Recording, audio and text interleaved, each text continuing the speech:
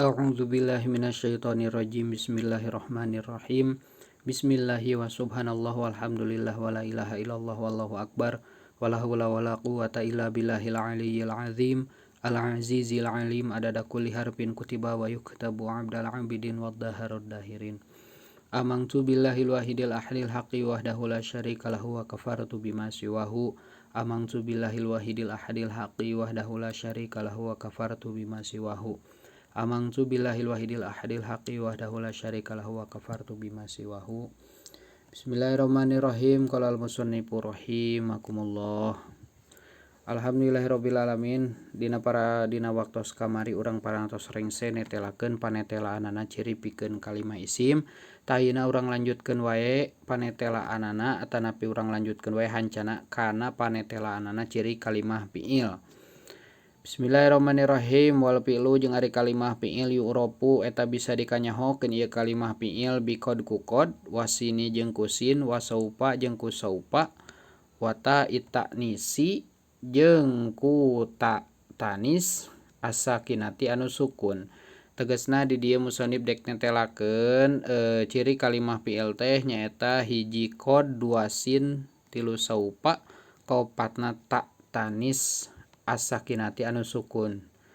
Urang lajengkeun bae panetelaanana yakni negeskeun kami annal fi'la kana yen saenyana kalimah fi'il teh yatamayyazu eta ngabedahan ieu kalimah fi'il anil ismi tina kalimah isim wal harfi jeung kalimah harap bidukhuli qad kalawan asupna lapad qad alaihi kana itu kalimah fi'il. Watadkhulu jeung sok ngasupan itu lapad qad teh alal madi kana fi'il madi nahwu qad qoma zaidun ari contona saperti lapad qad qoma zaidun. Wa alal mudhari'i jeung sok ngasupan itu lapad qad alal mudhari'i kana kalimah fi'il mudhari nahwu qad yaqumu zaidun ari contona sapertikeun lapad qad yaqumu zaidun. Pakullu min qoma tahari saban-saban tina itu lapad qoma wa yaqumu jeung lapad yaqumu fi'ilun eta kalimah fi'il. Lidukhuli qad karana asupna lapad qad alaihi kana itu koma jeung yakumu. Tah jadi ari kalimah fi'il teh nyaeta ciri kalimah fi'il mah hiji sok katerapan ku lapad qad. Jadi kalimah fi'il teh bisa dicirian itu kalimah fi'il teh ku ieu hiji lapad qad. Sakur-sakur anu aya qad lapad qad qaf jeung dal. Sakur-sakur anu aya lapad qad teh berarti kalimah fi'il. Seperti qad qoma zaidun. Tah gitu. Qad qomatis shalah tadina qomatnya qad qomatis shalah berarti qad qoma tadi dinya teh kalimahna kalimah fi'il. Naon sababna disebut kalimah fi'il? Ku sabab katerapan ku lapad qad. Gitu. Katerapan ku lapad qad didinya disebut kalimah fi'il teh. Tangke urang lajengkeun dina kitab anu salajengna insyaallah pami panjang umur panjang yuswa dina kitab Kailani penjelasan kalimah fi'il mah langkung lengkapnya dina kitab Shorof langkung lengkap penjelasanana. Tah dina ilmu nahwu mah ayeuna da kusabab ilmu nahwu mah kangge nganyahokeun tungtung kalimah janten ieu salah sawios cirina ku lapad qad. Urang lajengkeun bae kanu salajengna hiji kan beberes ku qadnya. Wasini jeung bisa dibedakeun itu kalimah fi'il tina kalimah isim jeung kalimah harap kusin wasaupa jeung lapad saupa. Ikhtasso yakhtassu yakhtassoni yukhtassoni. Yukhtassoni anu ditangtukeun itu duanana itu lapad saupa jeung sin itu lapad sin jeung saupa. Yukhtassoni anu dihususkeun bisa. Yukhtassoni anu dihususkeun itu lapad sin jeung saupa dihususkeun kana naon bil mudhari'i kana kalimah fi'il mudhari. Tah ari lapad sin jeung saupa mah dihususkeun pikeun kalimah fi'il mudhari. Nahwu sayaqumu zaidun ari contona saperti lapad sayaqumu zaidun wa saupa yaqumu zaidun jeung lapad saupa yaqumu zaidun. Payaqumu tah ari itu lapad yaqumu fi'lun eta kalimah fi'il mudhari'un anu bangsa mudhari gitu. Lidukhuli sini lantaran asupna itu lapad sin wa saupa jeung lapad saupa alaihi kana itu yakumu gitu tah. Jadi fiil mudhari teh saur ulama alina kalimah fiil teh saur ulama alina anu kaduana teh nyaeta dicirianna teh ku sin jeung lapad saupa. Jadi kaduana ku lapad sin, katiluna ku lapad saupa. Tah ari ieu lapad sin jeung saupa teh ditangtukeun. Jadi lapad sin jeung saupa mah ditangtukeun pikeun kalimah fiil mudhari. Jadi sok terapna teh kana fiil mudhari hungkul. Sedengkeun ari anu tadi mah lapad qad mah tadi anu mimiti mana? Lapad qad mah anu mimiti wa tadkhulu alal madi. Nah qad koma zaidun bisa asup kana fiil madi wa alal mudhari'i jeung kana fiil mudhari bisa qad yakumu zaidun ta.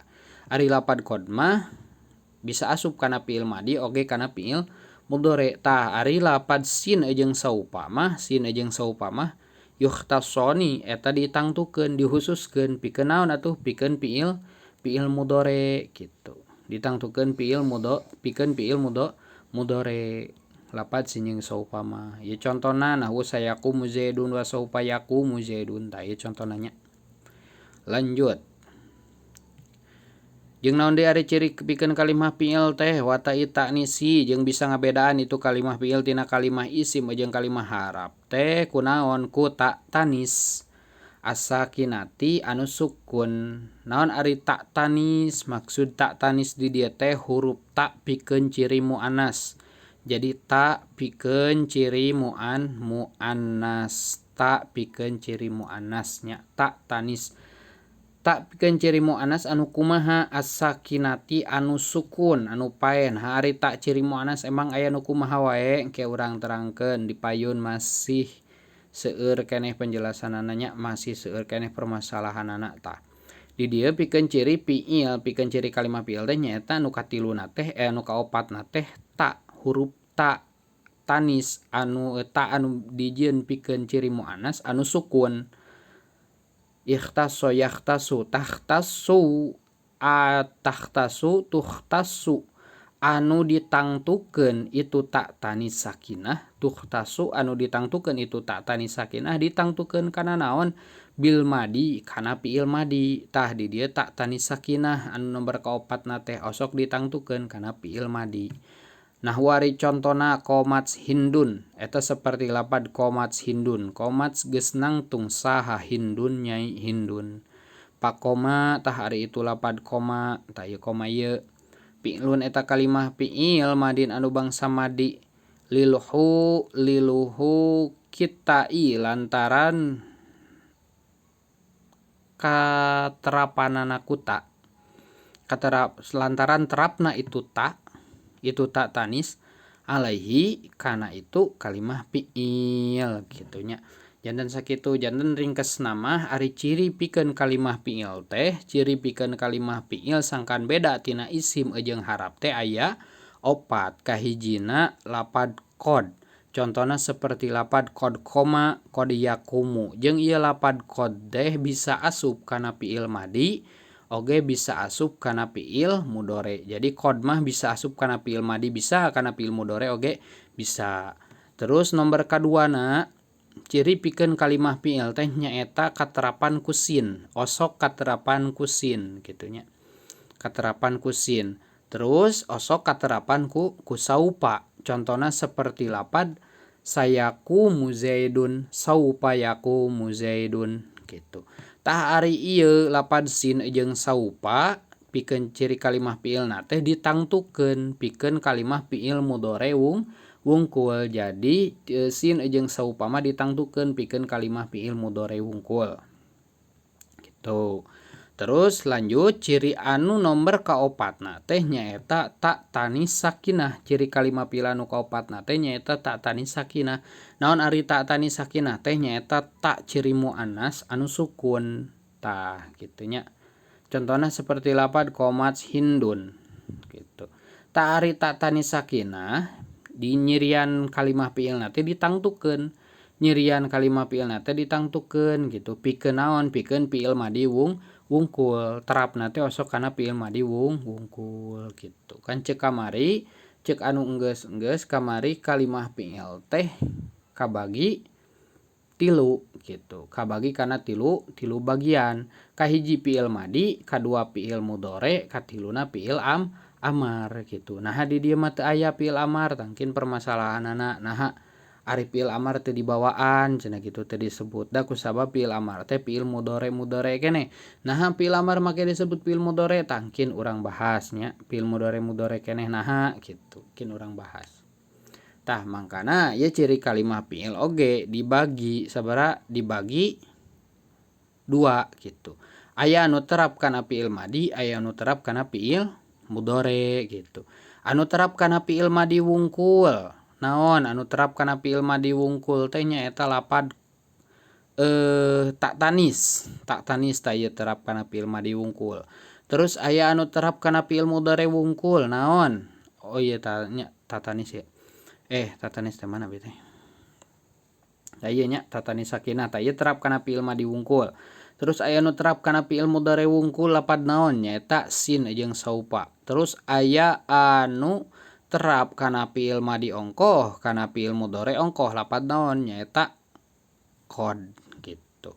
Sakitunya kangge penjelasan ciri kalimah fiil. Urang teraskeun deui bae engkin kana hanca salajengna nyaeta netelakeun ciri pikeun kalimah harap. Wallahu a'lam bishawab.